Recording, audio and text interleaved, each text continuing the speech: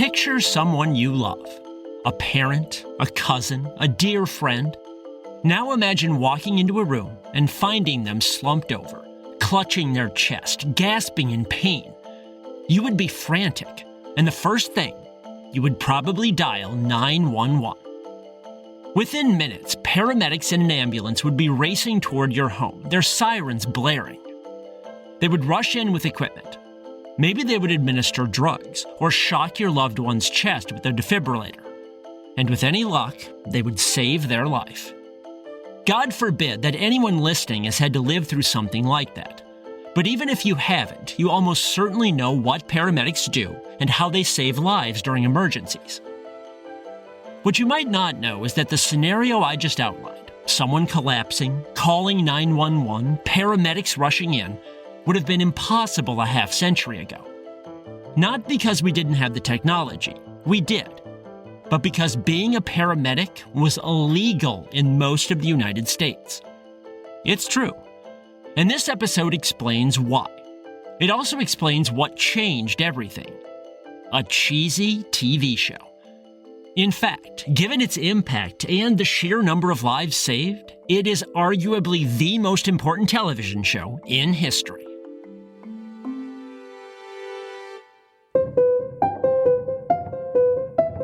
From the Science History Institute, this is Sam Keane and the Disappearing Spoon, a topsy-turvy, science-y history podcast, where footnotes become the real story. Paramedics are medical personnel who help people during emergencies. They hurry to the scene, stabilize people, and can perform certain procedures, like opening someone's trachea to get them breathing. They can also administer some drugs and use a defibrillator to restart someone's heart. Back in the 1960s, there were only 12 trained paramedic units in the entire United States. 12 for a nation of over 200 million people. There was one good reason for this and one bad reason. The good reason was that laws banned people from practicing medicine without a license. It's a sound idea. In previous decades, snake oil salesmen and other quacks ran amok in the United States. Their potions and bogus treatments were ineffective at best and killed people at worst. So most states passed sweeping laws to ensure that doctors were licensed. But those laws ended up being too sweeping. In most cases, for non-doctors, providing any medical care beyond basic first aid was illegal. Anyone who tried to do more, like a paramedic, could be prosecuted and convicted of crimes, even if they saved people's lives. Any doctor who trained paramedics could be convicted of crimes as well. In response, some American communities tried to adopt an approach to emergency medicine pioneered in Belfast in Northern Ireland. There, ambulances were staffed by physicians who would rush out to save people during emergencies. But that model did not work well in the United States. Northern Ireland is relatively compact. The United States is vast and sprawling. The U.S. didn't have nearly enough doctors to staff all the necessary ambulances anyway, so the doctor and ambulance model was abandoned. Instead, healthcare activists took aim at the laws that put a de facto ban on paramedics. They proposed tweaking those laws to add exceptions for providing emergency care. It seems straightforward. The most obvious people to train for this role were firefighters, who already had training in first aid and CPR. However, when activists took on these laws, the second bad reason for the lack of paramedics reared its head: special interest groups who adamantly opposed the changes. One such group was doctors. They complained that they had undergone years of training and didn't want amateurs monkeying around with people's health. They derided firefighters as hose jockeys who had no business practicing any medicine whatsoever. Nurses hated the proposed new laws even more. Functionally, their work resembled things that paramedics did, and nurses feared losing their livelihood. Summarizing their plight, one Illinois doctor said, "This whole mobile medical thing is loaded with danger. How would you like it if someone, after only a few weeks training, took over your job?" So nurses worked with doctors to block new laws to legalize paramedics. Sadly, people died as a result. A 1966 report from the National Academy of Sciences explained that over 100,000 people died in accidents every year in America. Accidents also permanently injured another 400,000. In addition, hundreds of thousands more suffered heart attacks, strokes, or other acute ailments. The report estimated that paramedic teams could have saved at least 67,000 of those people every year. 67,000. And that was a minimum. The true number was likely higher. Instead, as things stood, all ambulance teams could do was bandage people up. Their main job was simply to grab people and rush them into the hospital for real treatment. Crazily, half of all so-called ambulances in the country were just hearses driven by funeral home directors. If you died on the way, well, they just turned around and headed over to their funeral parlors to fit you for a casket. The paramedic gap was a serious flaw in the U.S. healthcare system. Now, a few cities did manage to start paramedic groups. Miami had one, as did Jacksonville, but they operated in a shadow realm. They were practicing underground medicine, knowing that they could be thrown in jail or sued at any time.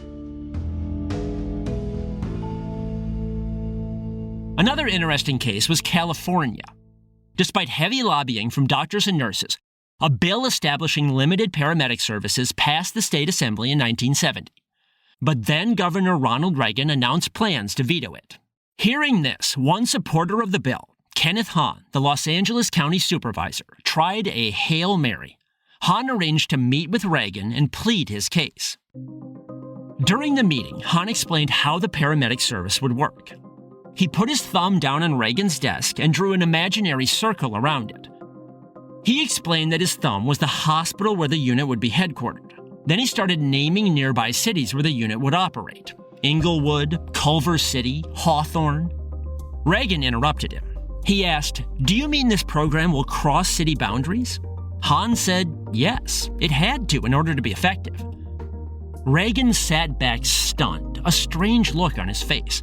Hahn no doubt thought he had blown his chance, although he could not understand why. Then Reagan started telling a story. 30 years earlier, in 1941, Reagan's father had suffered a heart attack and needed immediate care.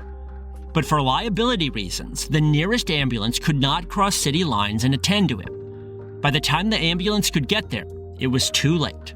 Reagan's father died. But the new bill on his desk would eliminate that scenario. Ambulances with trained paramedics could save people anywhere. Right then and there, Reagan decided to reverse his veto. The bill was going to be law. Now, this bill was not a sweeping reform. It allowed for paramedic services to operate only in cities with more than 6 million people, which at the time in California meant just Los Angeles. In fact, ironically, the legislator who co-sponsored the bill soon suffered a heart attack in the state capitol building in Sacramento. An ambulance came, but Sacramento was not large enough to warrant paramedics. All they could do was rush him to the hospital, and he was dead upon arrival.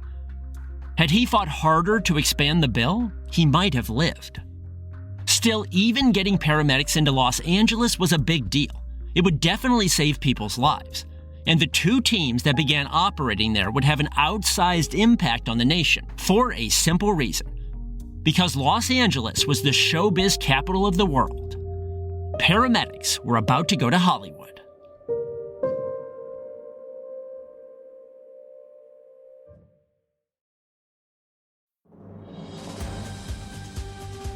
This episode brought to you by Progressive Insurance. Do you ever find yourself playing the budgeting game? Shifting a little money here, a little there, and hoping it all works out?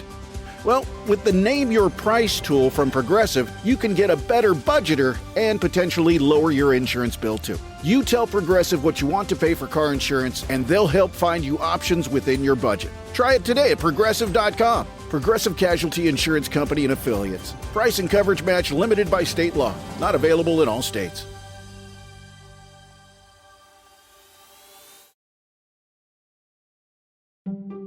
In early 1971, a producer named Jack Webb was trying to start a new television show. Webb had created the police drama Dragnet, and he envisioned a new show centered on firefighters. After all, firefighting is inherently dramatic. People rushing into burning buildings. But the more Webb thought about it, the more he realized his firefighting idea had a problem. One episode featuring a burning building would be pretty juicy. But what about the third or fourth show about a burning building? Or the 25th? The concept seemed likely to grow stale. To find a way around this dilemma, Webb held a meeting with Captain Jim Page of the LA Fire Department. After Webb explained his problem, Page suggested something: that Webb expand his focus and center the show on paramedics. Picture a duo running around town, saving lives.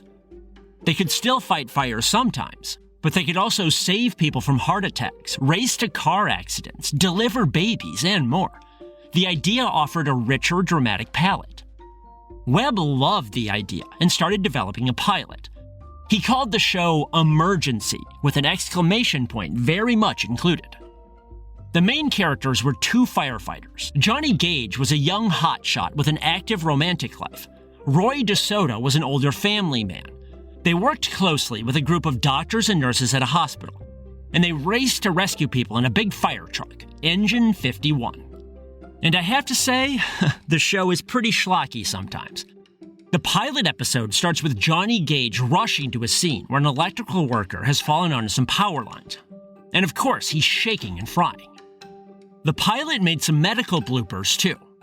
One rescue worker reads a guy's blood pressure off a gauge, even though he has not actually put the cuff around the man's arm.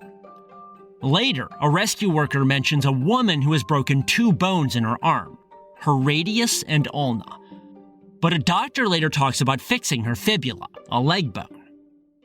Most laughable of all, the actors were so unfamiliar with the word paramedic that they did not know how to pronounce it.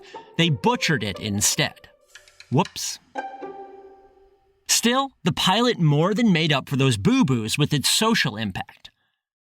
The pilot was set in a fictional world before the passage of the law establishing paramedic services in Los Angeles. In fact, this was a major plot point. You see, that electrical worker who fell on the power lines died on his way to the hospital. A nurse there commented that it was a shame that the firefighters who reached the scene first were not trained as paramedics, since they could have saved him. A doctor overhears this and chews the nurse out, citing all the reasons I mentioned above, that he didn't want amateurs practicing medicine and invading his turf. Now, because this was Hollywood, the doctor and the nurse were also secret lovers, so things got intense.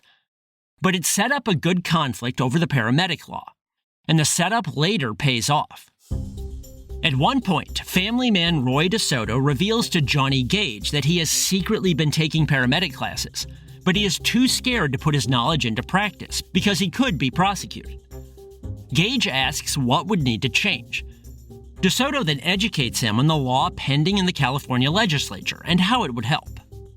And in educating and pleading with Gage, DeSoto is also educating and pleading with the audience.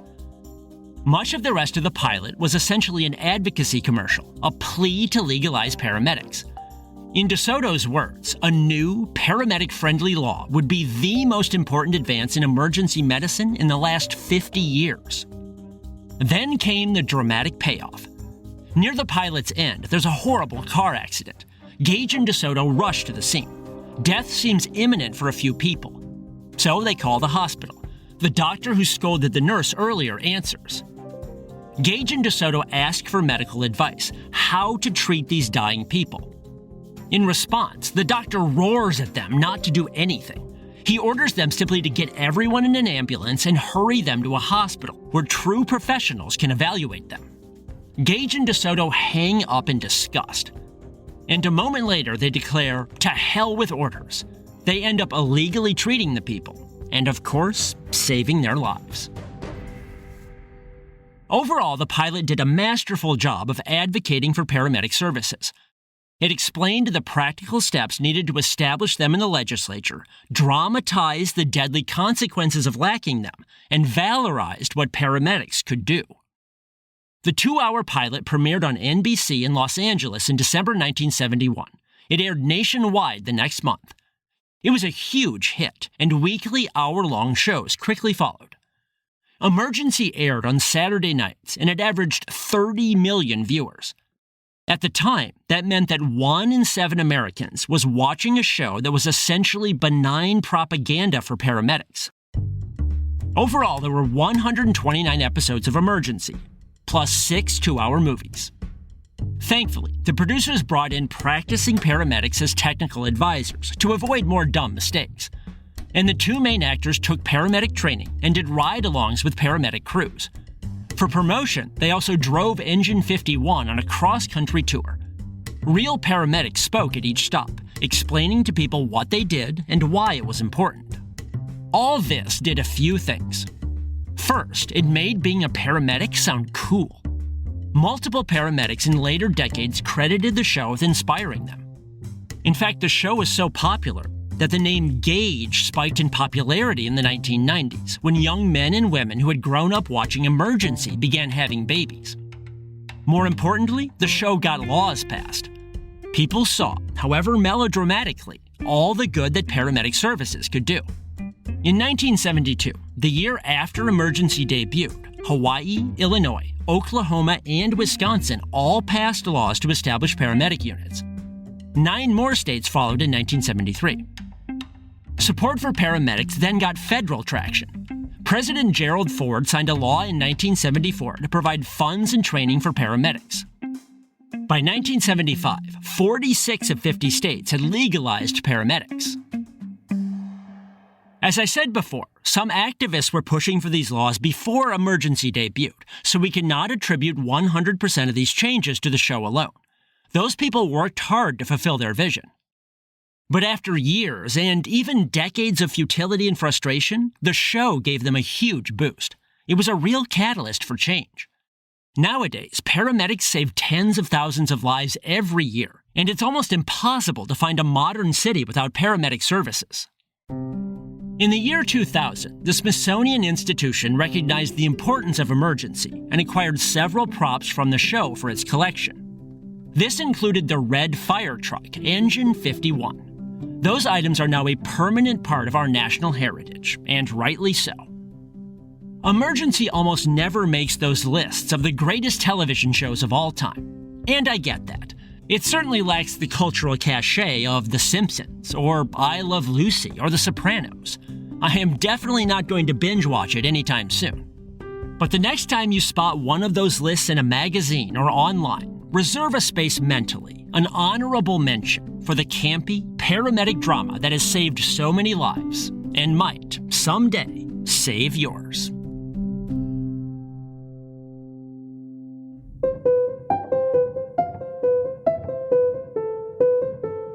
This is the Disappearing Spoon podcast, brought to you by the Science History Institute. Be sure to check out their in-depth science history podcast, Distillations. You can find it anywhere you get your podcasts, or on their website, distillations.org. You can find more incredible stories in my books or at samkeen.com. You can also book me as a speaker there for your school or event.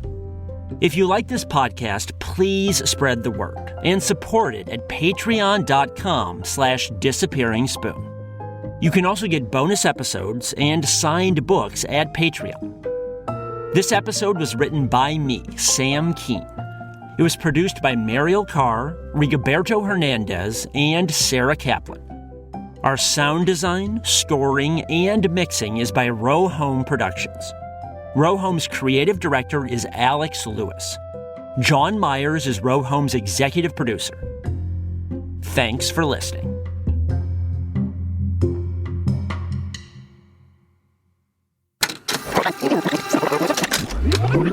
Row Home Productions.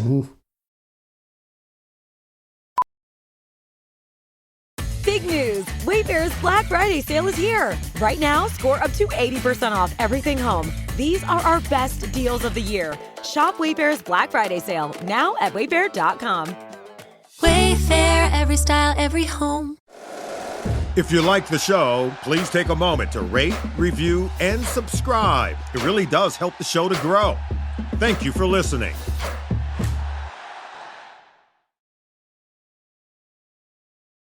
Have you ever wondered why onions make you cry? Or how soap gets your hands clean? What really is margarine? Or why do trees change color in the fall?